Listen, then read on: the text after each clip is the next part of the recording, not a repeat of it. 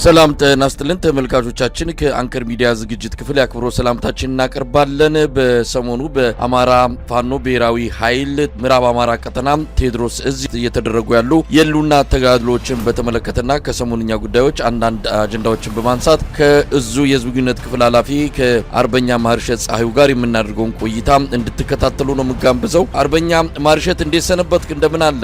ደህና እንደምን አለ?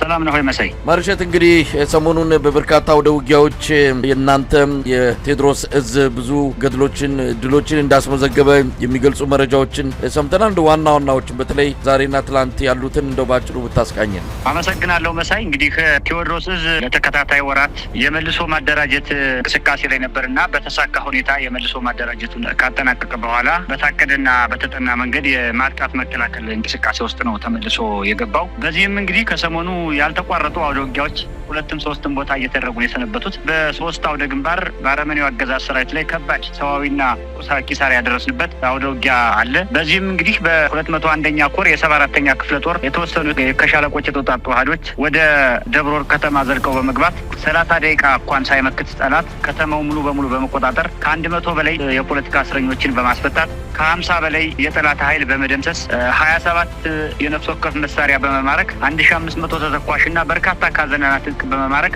እንደዚሁም የጠላት ኦፒዎችን እና ደህንነቶችን ጭምር በመደምሰስ ደብረ ወርቅ ከተማ ላይ የተሳካ ኦፕሬሽን ፈጽሟል። ይህ የሚያሳየው እንግዲህ በማንኛውም ጊዜ በተፈለገ ጊዜ እየተጠና ጎጃም ውስጥ የሚገኙ ከተሞችን በተፈለገው ሁኔታ መቆጣጠር እንደሚቻልና በዚህ የፈጣን ማጥቃት እንቅስቃሴ ውስጥ የትኛውንም ከተማ በመቆጣጠር የፈለግነውን ያህል ጥቃት መፈጸም እንደምንችል ያሳየንበት አውደ ውጊያ የተደረገው። ሁለተኛው አውደ ውጊያ 24ኛ ክፍለ ጦር ስር የሚገኙት ሮብ ገበያ ከተማ እንደዚሁ በመግባት ሲንቀሳቀስ የነበረን ጠላት በደፈጣ በመምታት ከባድ ሰብአዊና ቁሳዊ ኪሳራ ያደረሰበት ውጊያ ነው። ይህም ውጊያ እንግዲህ ከደብረ ማርቆስ በቅርብ ርቀት ላይ የሚገኝ የትኖራ ከሚባለው የኮሮች ቤዝ ከፍተኛ የመካናይዝድ ክምችት ያለበት የቅርብ ርቀት ላይ ያለ በመሆኑ ከፍተኛ ቁጥር ያለው የጠላት ሰራዊት የሚንቀሳቀስበት ሁኔታ በማጥናት በደፈጣ ከባድ ሰብአዊና ቁሳዊ ኪሳራ አድርሰናል። ሶስተኛው አውደ ውጊያ እንደዚሁ በ88ኛ ክፍለ ጦር የሚገኙ ኃይሎች ሽንዲ ወንበርማ እና አካባቢው ላይ ባደረጉት ማጥቃት ከሌሊት 10 ሰዓት ጀምሮ በተደረገ ውጊያ ማለት ነው እንደዚሁ ከባድ የሚባል ሰብአዊና ቁሳዊ ኪሳራ በጠላት ላይ በማድረስ ወደ ገጠር ቀበሌዎች 5 እና 6 ኪሎ ሜትር ለመንቀሳቀስ ጥረት ያደረገው የጠላት ኃይል ተመልሶ እዚያቸው ከተማ ትምህርት ቤት ውስጥ መሽጎ እንዲቀመጥ ተገዷል። በአረመኔው አገዛዝ ሰራዊት ላይ 3 ግንባር ላይ እንዲህ አይነት ከባድ ቁሳዊና ሰብአዊ ኪሳራ ማድረስ ችለናል። መሳይ አርበኛ ማርሸት እንደው ከወትሮ በተለየ ሁኔታ እነዚህ ድሎች ምን ይነግሩናል?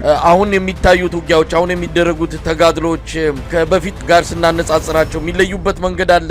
የአገዛዙን ሰራዊት ላይ ከሚደርሰው ኪሳራ ባሻገር በሚገባ በግልጽ የሚታዩ በግልጽ የሚነበቡ ሁኔታዎች አሉ። ለምሳሌ በወገን በኩል ጠንካራ ወታደራዊ የሆነ ቁመና ገንብተን በመሳሪያ አጠቃቀም፣ በኮሚኒኬሽን፣ በኢንተለጀንስ፣ በማጥቃት መከላከል ስልት እጅግ ያደገ ውጊያ ነው የምናደርገው። ይሄ ከጊዜ ጊዜ ትግሉን ኤክስፔሪንስ እያደረግነው በደንብ እየተለማመድነው መምጣታችንን እና ጠንካራ አይበገሪ የማጥቃት አቅሙ ከፍ ያለ ሰራዊት እየገነባን መሆኑን ትልቁ ማሳያ ነው። እንግዲህ ሸማቂ ብለው ቢጠሩንም ከሸማቂ በላይ አቅም እየገነባን ያለን የኃይል በአጠቃላይ የሰው ኃይልና የጦር መሳሪያ ከጠላት ጋር ሲነጻጸር በእጅጉ የኛ በስነ ልቦናም በቁጥርም የሚበልጥ በወትሮ ዝግጁነትም የሚበልጥ በመሆኑ ይሄ ደግሞ ኤክስፔሪንስ ያደረግነው በጥንካሬ የሚታይ ትልቁ ጉዳይ በመሆኑ ውጤት እያመጣንበት ነው ማለት ነው። እንግዲህ በናብይ በኩል ረጅም ዓመት ካምፕ ላይ ሲቀለብ የነበረው ከህወሓት ጋር 2 እና 3 ዓመት ሲዋጋ የነበረው ልምድ ያለው ቼን ኦፍ ኮማንድ የሚጠብቀው ያ የቀድሞ የሀገር መከላከያ ሰራዊት የሚባለው ኃይል የለም። አሁን ከጥቅም ውጭ አድርገነዋል።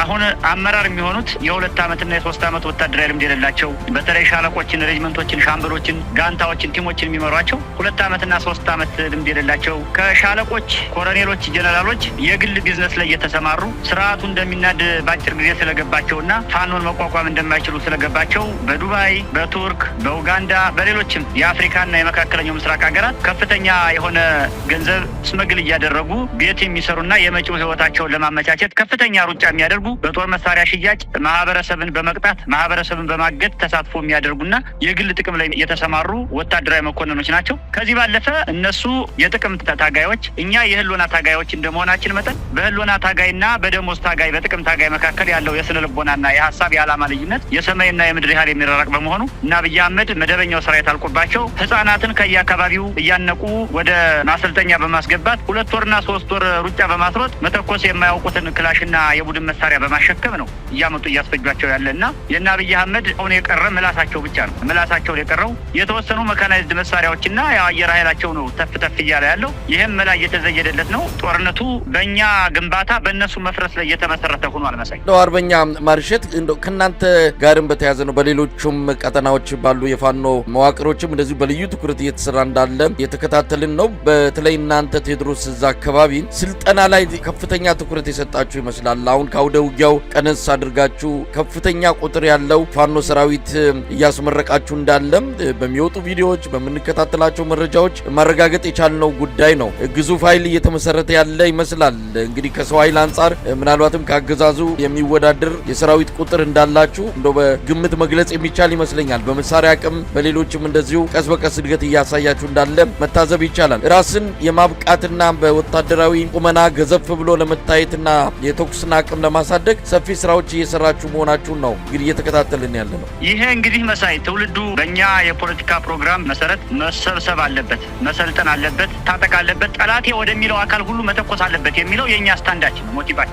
በዚህ ቋንቋ ማንኛውም የዚህ ዘመን የአማራ ትውልድ አዲሱ ትውልድ ብለን የምንጠራው አካል መሰብሰብ አለበት። ከያለበት ሁኔታ ተሰብስቦ ትኩረቱን እዚህ የህልውና ግል ማድረግ አለበት። ከየአካባቢው ተሰብስቦ ወደ ማሰልጠኛዎች መግባት አለበት።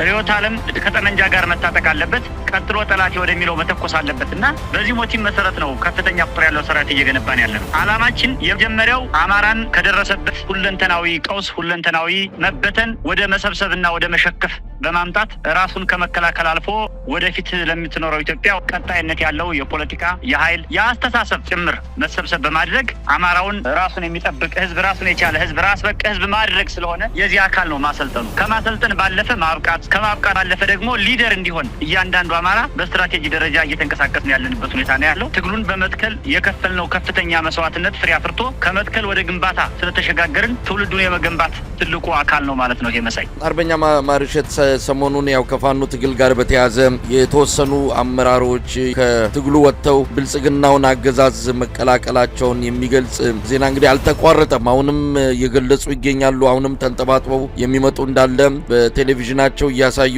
ፋኖ አበቃለት እየተበታተነ ነው የሚል ነገርም እያነሱ ይገኛሉ። ጠላቶቻችን ተበታትነዋል፣ በተበታተኑበት የመጨረሻውን ግብዓተ መሬታቸውን እንፈጽማለን የሚልም ፉከራ አብረን እየሰማን እንገኛለን። አጠቃላይ ሁኔታ እንዴት እየተከታተላችሁ ነው ያላችሁት? በጉዳዩ ላይ በእርግጥ ብዙ ነገር ተብሏል። ነገር ግን አሁንም አልቆመም፣ አልተቋረጠም፣ እየመጡ ነው፣ ጨርሰው ነቅለው መምጣታቸው አይቀርም የሚል እንደው ተስፋም ጭምር ለደጋፊዎቻቸው እየገለጹ ይገኛሉና እዛ መንደር በተወሰነ ደረጃ ሞቅ የማለት ነገር አለ።